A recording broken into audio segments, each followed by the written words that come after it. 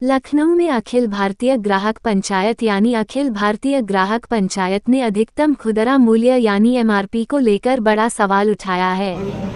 संगठन का कहना है कि देश में एमआरपी तय करने के लिए कोई स्पष्ट सीमा नहीं है, जिसके चलते कंपनियां मनमाने दाम तय कर रही हैं और उपभोक्ताओं को भारी नुकसान उठाना पड़ रहा है। प्रेस वार्ता में संगठन के पदाधिकारियों ने आरोप लगाया कि कई दवाइयों और मेडिकल उपकरणों का एमआरपी उनकी वास्तविक लागत से कई गुना ज्यादा रखा जाता है।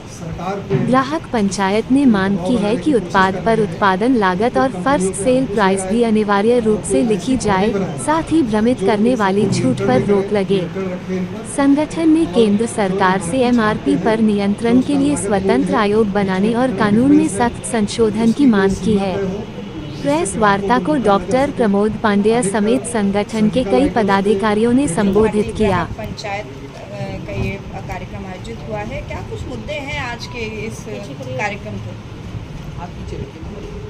जी, आज इस प्रेस क्लब में हम लोग एक बहुत ही ज्वलंत मुद्दे पे आए हैं, खास करके एमआरपी।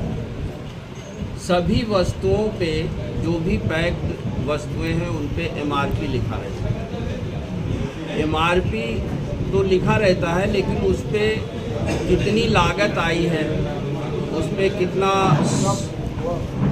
लाभ लिया गया है, इसका कोई उसमें कहीं से भी ये नहीं पता चलता कि उसका जो मूल प्राइस है वो कितना है उत्पाद का। तो मनमाने ढंग से आज एमआरपी लिखा जा रहा है। सन 90 से ये बात आई कि एमआरपी लिखा जाना चाहिए, लेकिन उस समय कई तरह के टैक्स थे तो लोगों को भ्रमित कर देते थे। उस टैक्स को और जो प्रोडक्शन कास्ट था दोनों को मिला के एक एमआरपी बनाया और इसको धीरे धीरे इतना विस्तार किया कि उत्पादक ये भूल गया कि हमें कितना एमआरपी रखना चाहिए। और जब से विश्व बाजार में हमने कदम रखा है, तब से एमआरपी का विषय बहुत ही ज़्यादा दिखने लगा है।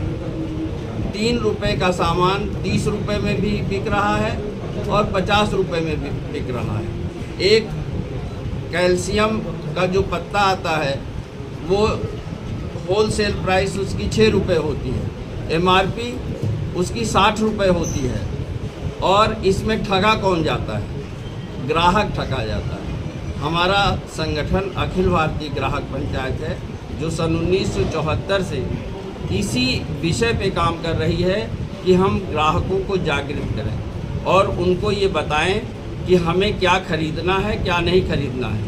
आज हम इतना लुभावने विज्ञापनों में फंस गए हैं कि हम एमआरपी पे तो ध्यान ही नहीं दे रहे हैं। केवल हम ये ध्यान दे रहे हैं कि ये वस्तु इसके बदले हमें और कितना डिस्काउंट मिल रहा है, कितना ज़्यादा मिल रहा है। आजकल देखते होंगे कि एक पैकेट जो 100 ग्राम का होता है उस पर लिखा रहता है 40 ग्राम फ्री, मतलब वो 140 ग्राम का है।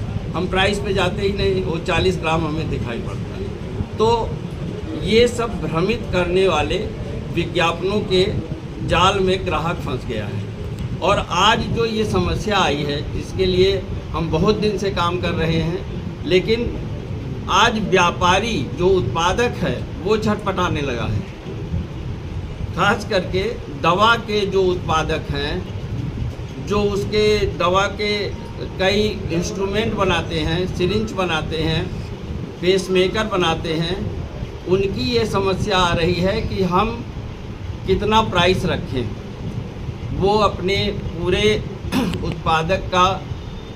उत्पादन में जो खर्च लगता है, जो उनको प्रॉफिट लेना है, उसके बाद जो वो मूल्य रखना चाहते हैं, उस मूल्य को डॉक्टर्स, नर्सिंग होम वाले और कई तरह के जो साथ में जुड़े हुए लोग हैं वो कहते नहीं, ये इतना नहीं, इसका मूल्य ये रखिए।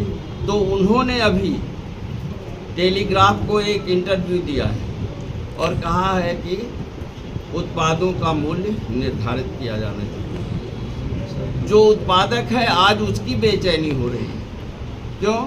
क्योंकि वो देख रहा है कि ग्राहक पूरी तरह से ठगा जा रहा है। सर जैसे कि बहुत से मॉल वगैरह में जैसे एक उत्पाद में 99 लिखा रहता है, 199 रहता है, लोग समझते हैं 1 रुपये कुछ नहीं, लेकिन प्रॉफिट किसको हो रहा है, तो इसका क्या आप निकालेंगे हल? ये सब ग्राहक को यहाँ भी ठगा जा रहा है। वो उत्पाद जैसे हम आपसे कहते हैं कि ये अरे वो दिखाई पड़ रहा है, दूरी है 3 किलोमीटर, हम बता रहे नहीं 2.5 किलोमीटर है। उसी तरह से व्यापारी भी ठग रहा है आपको। 199 लेके कोई वो आपसे एहसान आपके ऊपर नहीं कर रहा है।